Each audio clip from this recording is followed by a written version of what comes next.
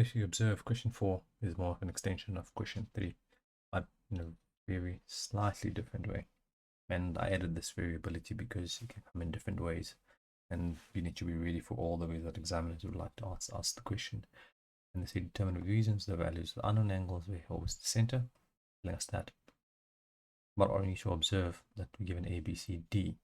The two angles are at the circumference. This angle we're given here, angle of B, which is 64, and angle of C is Y. Both these angles are facing the same arc, AD. If you're really uncomfortable with working with an arc, we can just really construct AD to be a chord, right? But for this to be interesting and to add some variation, let's use an arc instead of a chord, because in many equations they give you with a chord. So let's use an arc just for variability. So we know that angle ABD,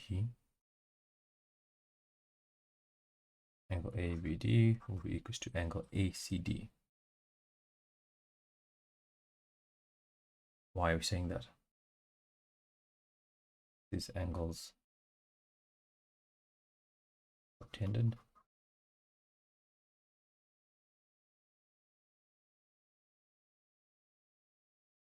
by the same arc. If we had a chord be AD, we're going to say angles obtained by the same chord or segment. That's why I choose to add this example, so that we also understand that you can also use arc as a reason. So therefore, we know that ABD is 64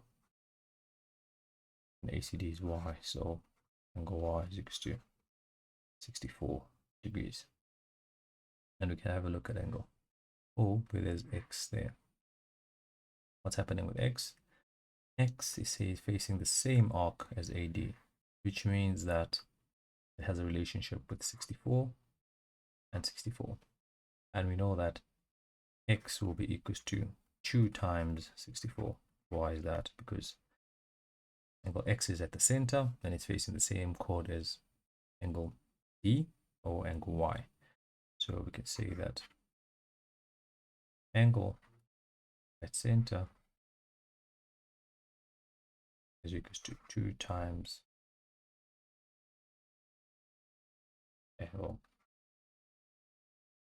at the circumference.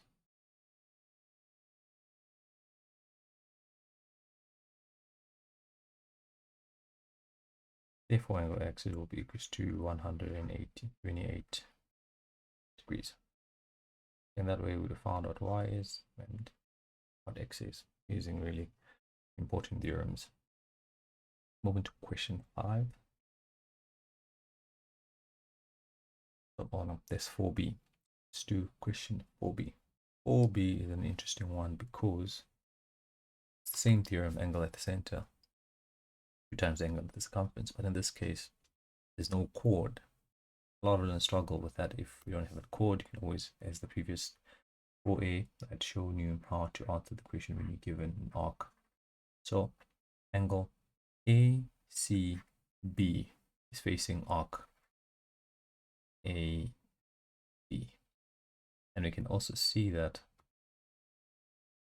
angle 28 degrees facing the same arc of A and B, which means that angle X should be half the angle at the center, which is the reverse or the converse of angle at center is twice the angle at circumference. So we can say angle X half angle center 280. And the reason is the angle at circumference is equal to half of the angle at center, which means angle X will be equal to 140 degrees. And it's important to remember what we did previously in 4a and what we do in 4b, because those theorems are often asked in a different way, variety, and interchangeably. And let's move on to question 5 then. Question 5, now we'll be focusing now on a cyclic quad. And the properties of a cyclic quad, it's when all four corners of a quadrilateral while lie on the circumference. So if we observe A, B, C, D, they all lie on the circumference. A, B, C, and D all lie on the circumference, which means ABCD is a cyclic quad. We have to determine the unknown angles with reasons, of course. So predominantly focusing on the theorem that says if we have a cyclic quad, opposite angles of the cyclic quad are supplementary, meaning that when you add them together, you get 180, which means if we add M and 78, you should get 180. If we add N, 64, we should get 180. So we can go about trying to find what M and N are. We know that N plus 64 degrees will be equals to 180 degrees. The reason, opposite angles of cyclic quad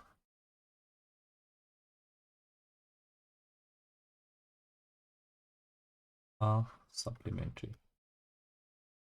Supplementary means when you add them together, you get 180 degrees.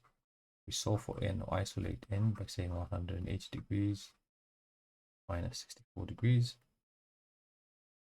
N will be 180 minus 64, which will be 116 degrees. And we can go and calculate what M is. M plus 76 degrees will give you 180, and we use the same reason. Opposite angles. Cyclic quad are supplementary. Isolate M and take the 76 across the equals to sign. It will be negative 76, and M will be equals to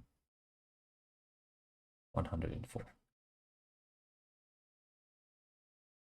That way we would have answered what N is and what M is using the same theorem of saying opposite angles of a cyclic quad are supplementary, and always confirm that what you given is cyclic quad by looking if at all the corners of the quadrilateral, if they all lie on the circumference, it means that it's a cyclic quadrilateral. Go to 5b. 5b, we're still working with the cyclic quad, but we're working with the second theorem of cyclic quad that says opposite angle, exterior angle of a cyclic quad is equals to the interior opposite angle. What does that mean? Sounds complicated. It's very easy. It means that exterior angle, exterior means outside, exterior angle of a cyclic quadrilateral, meaning that A, B, C, and D need to lie on the circumference of the circle, and you can see they do. The circumference at C, circumference at A, circumference at B, circumference at D. If all those four corners lie on the circumference, it means that ABCD is a cyclic quad, and this theorem can be applied. If not, it can't. So the theorem says the exterior angle, the exterior means outside, the exterior angle of a cyclic quad is equals to the interior, interior means inside, and opposite angle. These two angles are equal. Exterior angle of a cyclic quad is equals to the interior, inside, opposite angle of that. So it means that M is equals to 105. And let's write our reason down. Exterior angle of cyclic quad equals to interior opposite angle. Take some time and memorize that. Exterior angle is equals to the interior angle of the cyclic quad. The exterior angle of a cyclic quad is equals to the interior opposite angle. And I use this diagram in case I forget an exam. Then we can use the same reasoning. Find what N is. Exterior angle is equals to the interior opposite angle, which means N is equals to, angle is 48. N is equals to 48. Reason is the same. Exterior angle cyclic quad is equals to interior opposite angle. And those are the two theorems you need to know. Cyclic quad. Move on to question 6. Or we have another question 5c. 5c then means that it will be a combination of both theorems we just learned. So we're given that P, Q, R, and S determine what these are the values of unknown angles. We don't have a center. If they didn't mention it, it means that we don't have circle center. What do we need to know? And how do we calculate X? How do we calculate Y? So we can see that P, S, R, and Q lie on the circumference, means that P, S, R, and Q, or R, S, P, R, S, Q is equals to cyclic quad. What is a cyclic quad? So we can use the theorems there. So what can we do? We know that if you observe clearly, we can see that this angle here should be equals to this angle of S1, right? And say X should be equals to angle S1. And why are we saying that? Remember, angles subtended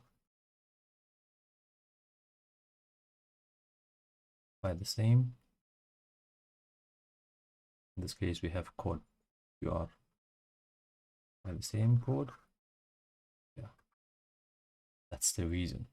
Important because we're going to come back to it. But we can see that since RSEQ, the cyclic quad, this interior angle is equals to that exterior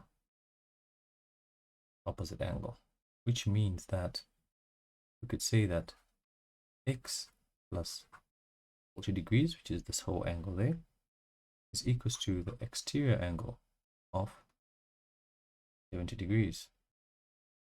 And our reason is exterior angle of a cyclic quad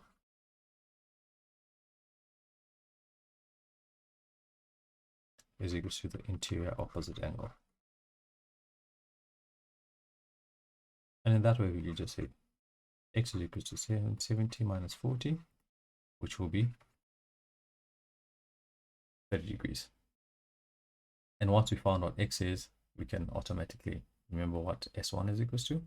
We said S1 is equals to X, which means we are almost there to find what Y is. And S1 is equals to 30 degrees as well. But we can see that angle 80 degrees, this angle of 80 degrees is equals to the sum of S1 and Y. So we can see that when you add Y plus angle S1, this should be equals to 80 degrees. And the reason is angles subtended by the same chord. So we know what S is. S1, it's 30 degrees. And equals to 80. Therefore, Y is equals to 80 minus 30 to give us 50 degrees. So we found what Y is, and we found what X is using the theorem of cyclic quad, and also using some angles subtended by the same chord. And we can move on to the next one, which is number 6, which will be the last theorem. And this is really a bit of a challenging theorem for many learners. This is the 10 chord theorem. 10 chord theorem, very interesting.